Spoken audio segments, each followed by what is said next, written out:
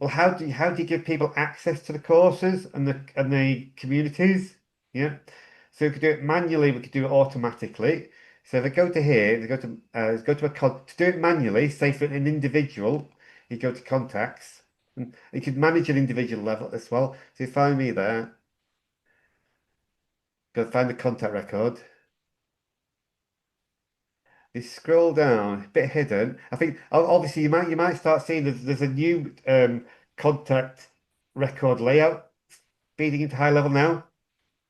Yeah, they're gradually rolling out so it's even clearer than this, easier to use. That's coming through. But you see here the client portal. Well, they've renamed it as well, Atticus there, you see. So you've got the client portal, you see course offers and community groups. So at an individual level, I can simply just grant access to the high-level workshops. Yeah, and to the market. Yeah. And so by adding myself to those, it'll trigger the default emails to be saying, you know, here's your login details. Please set your password. It'll trigger all the default emails. Here's the course you've been allocated to. Here's your login link. Yeah, just by doing it manually there. Obviously, if I want to remove someone from the course, I can just do that, remove them, and they're out of the course. That makes sense, Steve? That's pretty Yeah. logical. Yeah. And then we come to, well, how do we automate? How can we sell the courses? How can we, as part of a campaign, give people free access to a course or a community? And obviously, then we use the automation to do that. So first off, maybe you want to sell the course, sell someone a course. Okay, yeah. So you'd use a trigger. Let me find one quickly. But we're looking for like an order, order submitted, and I can pull down. And I don't know if I've got anything set up here. Global product is.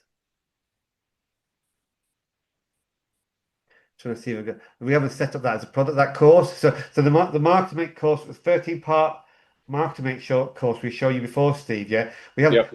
set that up as a product. We haven't set that up as an offer, so it's not appearing here. I think search Marksmate or workshop maybe.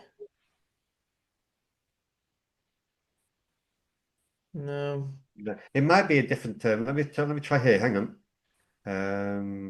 It might be a different trigger. It's working out the right as ever with high level. There's so many triggers. It's working out the right one. Maybe I've got the wrong one. Hang on a sec. Um,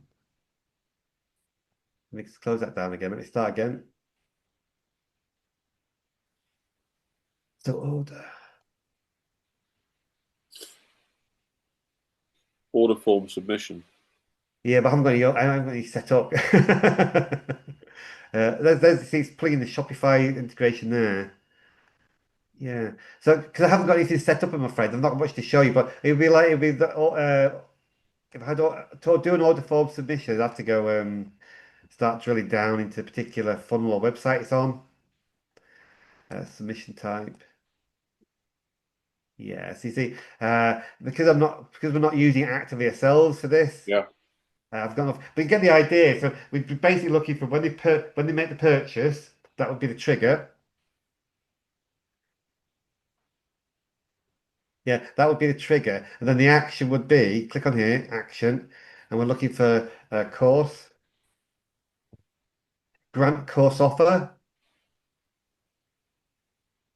Yeah, oh, here's high level workshops here. Yeah, so we're taking that particular offer, and that would grant them access like that.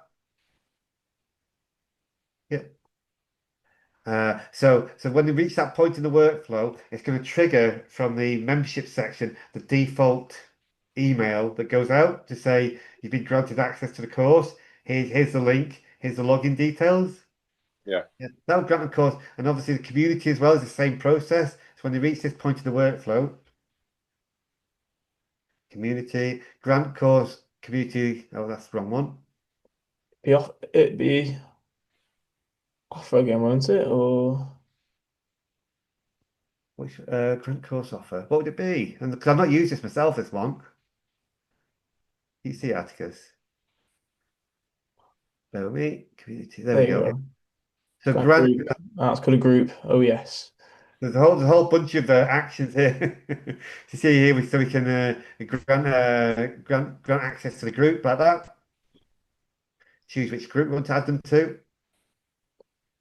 So now we've added them to both the courts. So when they log into their portal, so obviously the first thing will trigger to give them the login details to the portal. When they log in, they then have access to the course and to the community through the buttons across the top. Yeah. Equally, then we could do other smart things. So say where they were to default on the subscription payments. Yeah.